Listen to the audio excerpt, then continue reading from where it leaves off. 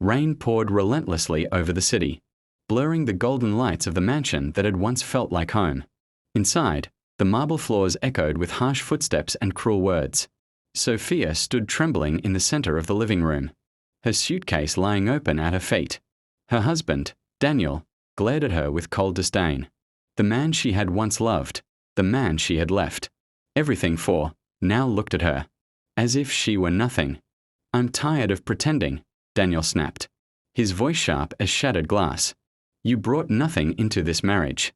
You have no status, no wealth, no value. I've found someone who matches my ambition." The words struck deeper than any slap. Sophia's hand shook, but she refused to cry in front of him. She had married Daniel for love, not money. When they first met, he was just a struggling entrepreneur with big dreams and empty pockets. She believed in him. She supported him. She invested her time, her energy, her heart. What Daniel never knew was that she came from quiet wealth, immense wealth. She had hidden her identity as the daughter of billionaire business magnate Victor Laron. She never wanted her father's fortune to define her life. She wanted to be loved for who she was. But now, the irony felt unbearable. "You'll regret this," Sophia whispered softly, not as a threat, but as a broken truth. Daniel scoffed. Regret? For throwing out a nobody.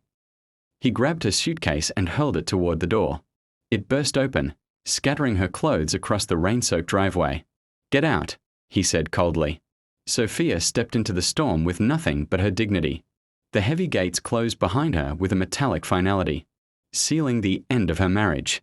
As she stood in the rain, soaked and humiliated, a sleek black car slowly approached. The driver's door opened, and a familiar figure stepped out. "Miss Sophia," the elderly man said gently, "your father asked me to keep an eye on you." Tears finally streamed down her face. "James." She whispered. James had been her family's loyal chauffeur since she was a child. He draped his coat around her shoulders and helped gather her scattered belongings. "Sir Victor knows everything now," James added carefully. Sophia's heart tightened. She had hidden her struggles from her father for years, not wanting him to interfere in her marriage. But news of Daniel's public humiliation, throwing her out in front of neighbors and staff had reached the Laron estate. As she slid into the warm car, she looked back once at the mansion. She wasn't grieving the house. She was grieving the love she thought was real. The car drove away, leaving behind the echo of cruelty and the beginning of something Daniel would never see coming, because the woman he called nobody was the sole heiress to a billion-dollar empire, and fate had just begun to turn. The Laron estate stood majestically on a hill overlooking the city, a palace of elegance and legacy. When Sophia stepped inside, memories rushed back. She had once run through these halls as a carefree child, never imagining she would return broken. Her father, Victor Laron, was waiting in the grand foyer. The powerful billionaire, feared in boardrooms and respected worldwide, looked at his daughter not with anger, but with heartbreak. "My little girl," he murmured, pulling her into his arms. Sophia collapsed against him, sobbing like she hadn't since childhood. "I failed, Papa," she cried. "I thought he loved me." Victor gently stroked her hair. "You didn't fail. He failed to recognize your worth." The next morning, news spread like wildfire. Daniel's company, once on the brink of bankruptcy, had recently secured massive contracts. That saved it from collapse. What he didn't know was that those contracts had come from subsidiaries quietly controlled by Victor Laron. And now, every single contract was terminated. Banks began calling. Investors pulled out. Stocks plummeted within hours. Daniel sat in his office, panic rising as red numbers flashed across his screen. "What's happening?" He shouted at his assistant. Then his phone rang. A deep, calm voice answered when he picked up. "This is Victor Laron." Daniel froze. "I believe you know my daughter," Victor continued. His stomach dropped. You're... "Yes. The father of the nobody you threw out in the rain." Silence suffocated the room. Victor's tone remained composed but lethal. "You built your company on the silent support of the woman you humiliated.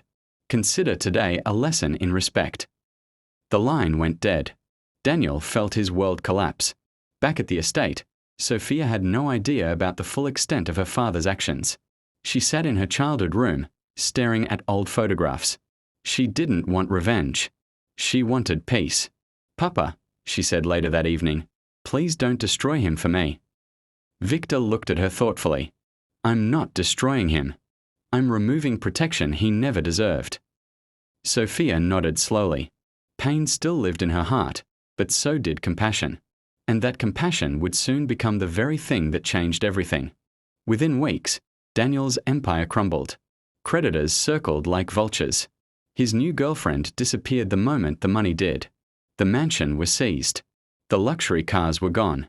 For the first time, Daniel experienced what Sophia had felt that night: helplessness. Meanwhile, Sophia began rebuilding her life, not as a billionaire's daughter, but as a woman rediscovering her strength. She joined her father's foundation, focusing on women who had been emotionally and financially abused. She met mothers abandoned with children, wives betrayed, women who had been told they were worthless, and she saw herself in them. But instead of breaking, she chose to heal. Her empathy transformed the foundation. She launched programs offering legal aid, financial education, and shelter. News outlets began covering her work. "The silent heiress who chose kindness over revenge," headlines read.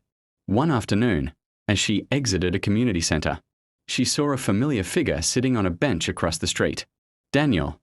He looked thinner, older, defeated. Their eyes met.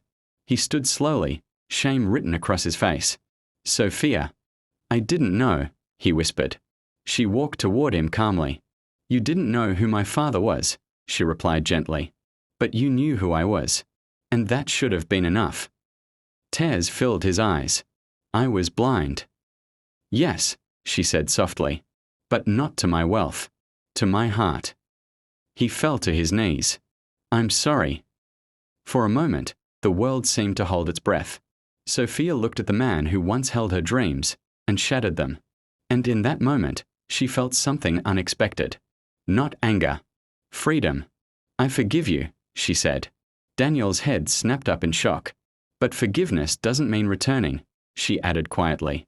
"Some lessons are meant to set us free, not take us back." She turned and walked away, leaving him with the weight of his choices. Months passed. Sophia's foundation flourished. Women she had helped began rebuilding their own lives, opening businesses, finding confidence, smiling again. Victor watched his daughter with pride. "You are stronger than I ever imagined," he told her one evening. She smiled. "Pain taught me compassion."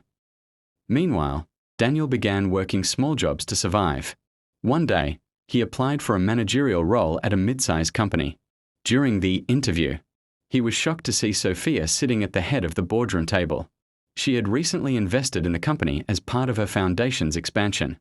Their eyes met once more, but this time, there was no bitterness, only growth. He lowered his gaze. "If this is about revenge." "It's not," she interrupted gently. "It's about responsibility." She reviewed his resume carefully. "You were ambitious," she said, "but you lacked integrity. If you work here, you start from the bottom. No privileges." He swallowed his pride. "I accept." And for the first time, Daniel began to learn humility. Not from punishment, but from grace. Years later, Sophia stood on a stage at a charity gala, delivering a speech about resilience. "I once believed losing everything meant losing myself," she said. "But sometimes, being thrown out of a door is God's way of guiding you toward your true home." The audience applauded. Among them sat her father, smiling proudly. And near the back stood Daniel, now a reformed, hard-working man who had rebuilt his character from the ground up. He never tried to win her back. He simply respected her from afar. After the event, Sophia stepped outside into the cool night air. James approached with the familiar car. "Miss Sophia," he smiled. "Ready to go home?" She looked up at the stars. Home. It wasn't a mansion. It wasn't wealth. It wasn't status. Home was dignity. Home was purpose. Home was the quiet strength in her heart. As the car drove into the night, Sophia felt no bitterness, only gratitude. because the night she was thrown out in the rain was the night she found herself, and that discovery was worth more than all the billions in the world.